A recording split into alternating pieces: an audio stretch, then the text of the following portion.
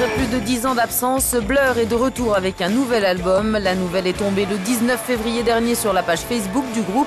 Réunis par la suite dans un restaurant chinois de Londres pour une conférence de presse, Damon Albarn, Graham Coxon, Dave Rowntree et Alex James ont confirmé que la pause avait assez duré et qu'il était temps de proposer quelque chose de neuf. Le dernier bébé du groupe pop culte des années 80, c'est donc l'album The Magic Whip, dont le premier single Go Out est déjà disponible en ligne. Malgré un long silence, Blur ne s'est jamais officiellement séparé et depuis 2009 s'est reformé à l'occasion de plusieurs concerts. Mais pour le chanteur Damon Albarn, pour mieux revenir, des breaks étaient nécessaires. C'est difficile, dit-il, pour les groupes de continuer à faire de la musique énergique et généralement ils en arrivent à un point où ils se retrouvent juste dans une sorte de bourbier mêlant vie en studio et vie personnelle. Tout ça fait perdre en spontanéité et je suis tombée là-dedans. Je veux dire, combien de temps a duré la pause? 16 ans, c'est une longue pause avant de pouvoir faire quelque chose de nouveau.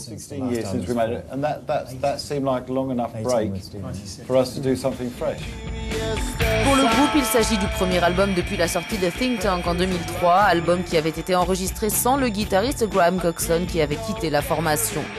Composé de 12 titres, The Magic Whip a été enregistré au Japon dans le plus grand secret. Autre surprise, Blur sera en concert le 20 juin en tête d'affiche du festival British Summertime à Hyde Park à Londres, avec, il l'a promis, d'anciens titres.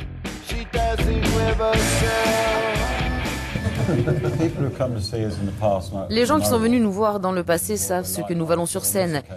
Mais cette fois-ci, ils découvriront de nouvelles choses très enthousiasmantes. Ils auront encore plus de musique. Écrit par le groupe comme un album très urbain et inspiré par un séjour en Asie, The Magic Whip sortira le 27 avril prochain.